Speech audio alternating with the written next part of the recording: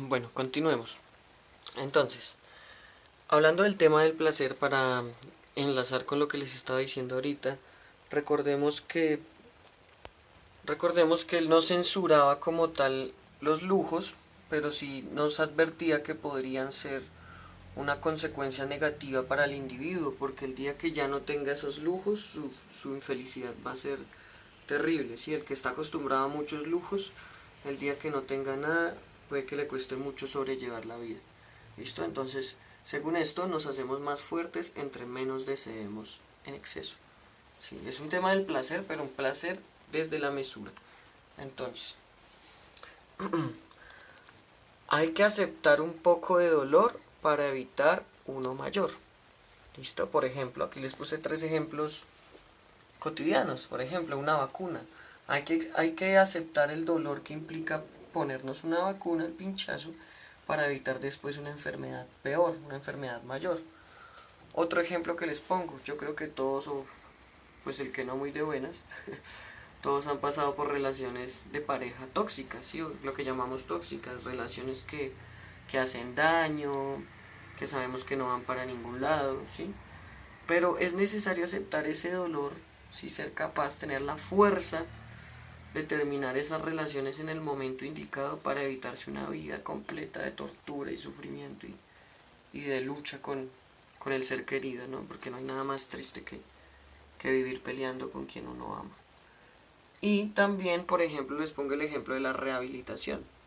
Si las personas, ahorita hicimos un ejemplo de las personas que están consumidas en las drogas duras, tienen que sufrir el dolor de la rehabilitación, si esos espasmos, el síndrome de abstinencia, la locura del encierro, les duele el cuerpo, les duele todo cuando se están saliendo de esa vida. Pero es necesario pasar por este dolor, hay que aceptar un poco de dolor para evitar un dolor mayor. ¿Sí? Si no se acostumbra a este pequeño dolor, a este dolor momentáneo, puede que toda la vida sufra por un dolor peor, ¿sí? Hasta perder la vida, ¿no? Recordemos que ese es el punto máximo. También nos habla de que el ser humano tiene que suplir sus necesidades básicas, luego de suplirlas buscar las fuentes de la felicidad. Las necesidades básicas las podemos enumerar aquí como la salud, el vestido, la comida, el techo, el dormir y el tema de la reproducción sexual, ¿sí? O el solo sexo. Si hablar de sexualidad, eso ya se entiende como una mera necesidad básica. ¿Mm? Pero las fuentes de la felicidad, según nuestro amigo Epicuro, son otras. Si nos damos cuenta, estos filósofos helenísticos son filósofos muy moralistas, en el sentido de que buscan cómo vivir una buena vida, ¿sí? Y la palabra felicidad es clave, ¿listo? En todo este análisis. Entonces, dice Epicuro que la fuente de la felicidad es la amistad, una vida sencilla y la paz mental. Pero sobre todas, él destaca la amistad. Recordemos que él vivía en una casa a las afueras de Atenas con todos sus amigos. De cuantos bienes proporciona la sabiduría para la felicidad de toda una vida, el más importante es la amistad. De cuantos bienes proporciona la sabiduría para la felicidad de toda una vida, el más importante es la amistad. Aristóteles también lo afirmaba bastante, ¿no? No se puede vivir una vida feliz sin amigos, decía Aristóteles. Epicuro, igual que nuestro amigo Antístenes y que Sócrates, optaba por una vida austera, ¿sí? Como les digo, él no era tan radical como Antístenes de estar en contra de los excesos, sino que él, él sabía que era un peligro, pero la vida que él asumía no era una vida de lujos, sino era una vida austera, como les dije ahorita la frase famosa de con pan y agua me basta. Y recordemos también cuando Sócrates le decía a Antístenes que por los agujeros o los huecos o los rotos de su túnica se evidenciaba su afán de eternidad, ¿sí? El hecho de que estos personajes vivieran de una manera casi que la indigencia, ¿sí? La pobreza absoluta como estilo de vida, era una forma de buscar la inmortalidad.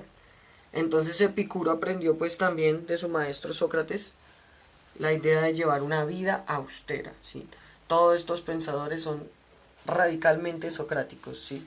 Epicuro es demasiado socrático, antiplatónico, igual que Antístenes, antiplatónicos pero socráticos. ¿Mm?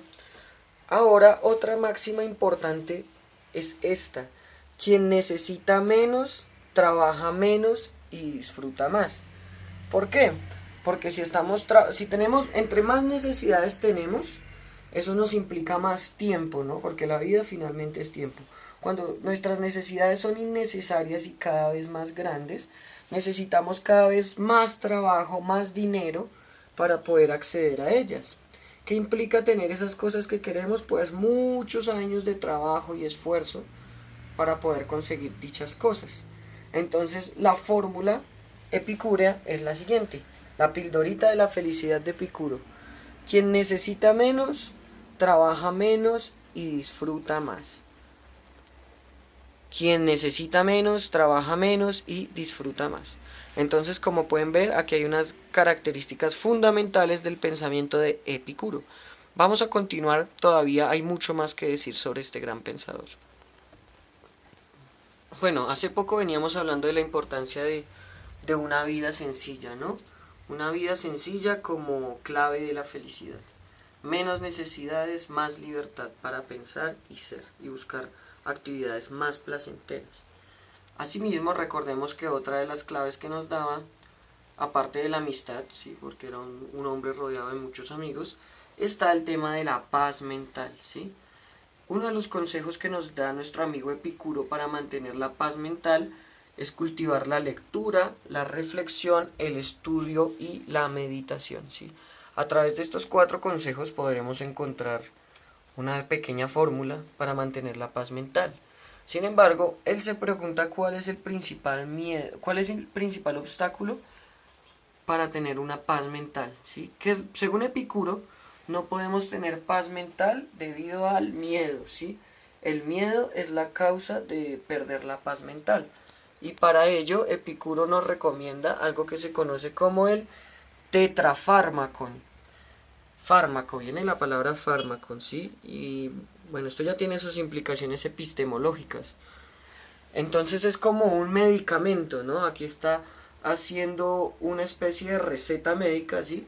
Un filósofo jugando a ser un médico del alma, formulando un tetrafármaco, 4 grandes verdades que nos pueden ayudar a evadir el miedo a la existencia, ¿sí? El primero que vamos a ver es bastante controversial. Antes de ir a él, quisiera contarles que Epicuro fue uno de los primeros filósofos a los que se les puso el monto de ateos, ¿sí? Ateos en término griego, sin, y theos, que es Dios, ¿sí?